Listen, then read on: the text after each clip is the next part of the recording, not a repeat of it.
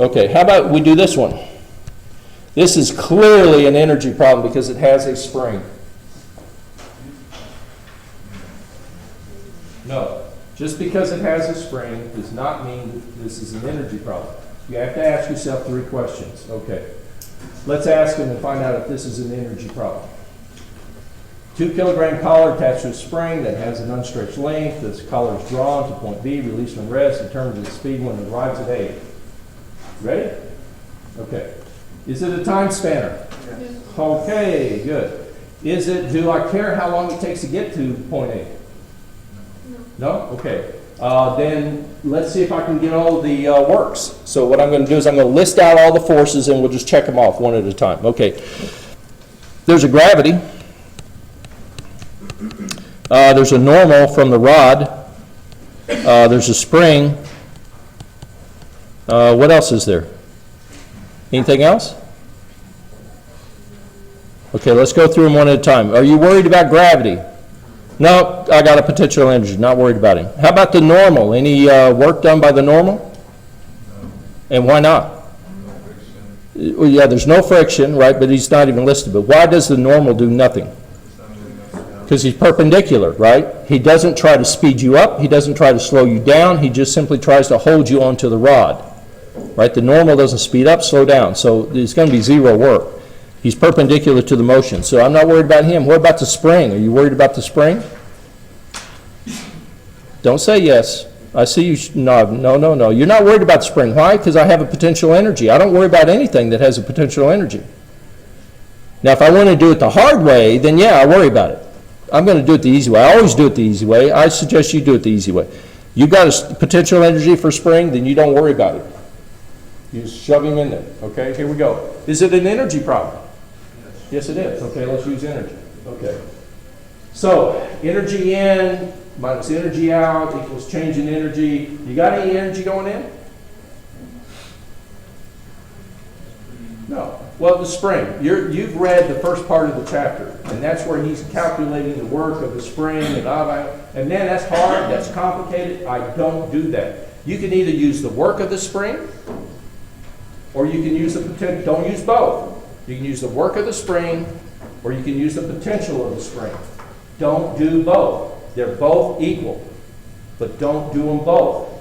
Right? Just like gravity, you can put the energy of the work of gravity, or you can take the potential energy of gravity, but not both. Got it? Do the easy one. The easy one is to use the potential. Now, if you just want to prove that you got guts, okay, do it any way you want, but I recommend you do it the easy way. Use the potential when you got one. Smoke them if you got them, right? Go for it. Okay, so here we go. Any energy in or out? No. No. Spring? No, I'm going to use the potential for the spring. No. Okay, 0 equals what? Final minus initial. Okay, here we go. Here comes the final.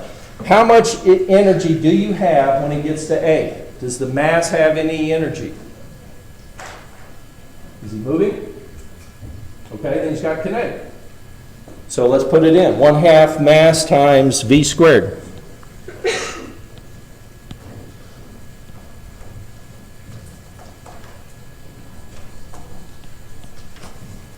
Does he have any gravity? Kind of depends on where you choose 0. Where do you want to choose 0 gravity? Right, yeah, at the center of mass, I'm going to select that rod AB. So we'll say, okay, right along here, this is going to be 0 gravity. This is gravity, energy equals 0 right there. So do you have any gravity energy? No, okay. Any other energy in the mass? Spring. Okay, let's get the spring. So I've got some spring energy, 1/2 K. What's the squish when it gets back there? How long is he?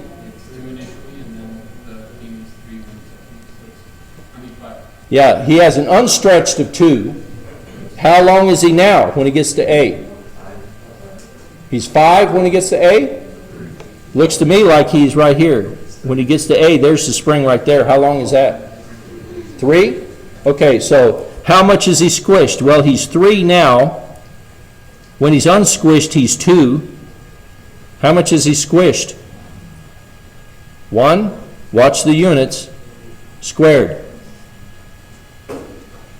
The squish is not 3. The squish is not 2. The squish is, he's 3 right now. If you leave him alone and don't touch him, he'll be 2. Well, then you must have pulled him 1. Make sense? That's where you're going to mess up on energy, is right there. Okay?